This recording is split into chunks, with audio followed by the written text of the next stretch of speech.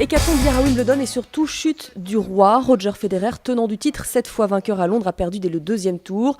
Battu par un Ukrainien, 116e joueur mondial, Stakhovski. Depuis 2004, à chaque Grand Chelem, le Suisse allait au moins jusqu'en quart de finale. C'est toujours décevant de perdre un match n'importe où dans le monde, et en particulier ici. J'ai connu des grands moments ici, mais aussi des difficiles. Ça ne peut pas toujours être parfait. Jo-Wilfried Tsonga quitte également le tournoi. Il a abandonné à cause d'une blessure au genou. En revanche, côté français, Adrien Manarino ou encore Benoît Paire sont qualifiés. Chez les dames, des abandons, des chutes en pagaille également, comme celle de Maria Sharapova, sortie elle aussi au deuxième tour.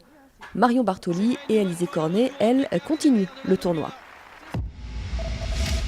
Alors que Laurent Blanc sera présenté aujourd'hui au Paris Saint-Germain, l'ex-entraîneur parisien Carlo Ancelotti lui a rencontré la presse dès hier à Madrid. À ses côtés, l'un de ses adjoints, Zinedine Zidane. Zinedine sera sur le banc. Le seul problème, c'est qu'il ne peut pas jouer. C'est bien ça le problème.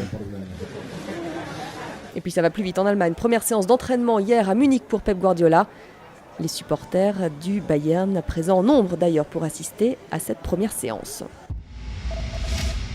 Et puis le Brésil est qualifié pour la finale de la Coupe des Confédérations, mais ça n'a pas été simple. Victoire 2-1 face au tenace uruguayen. C'est Fred qui a ouvert le score pour le Brésil avant l'égalisation de Cavani. Paulinho a inscrit le but de la victoire dans les dernières minutes.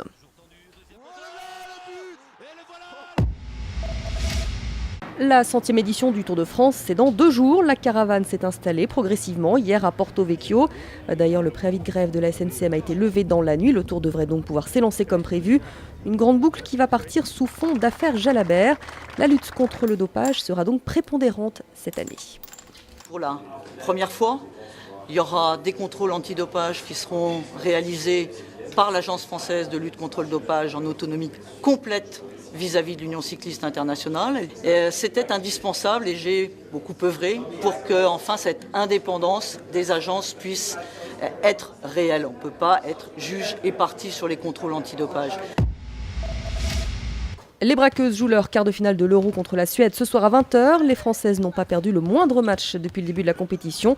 Leur seul ennemi ce soir, la pression.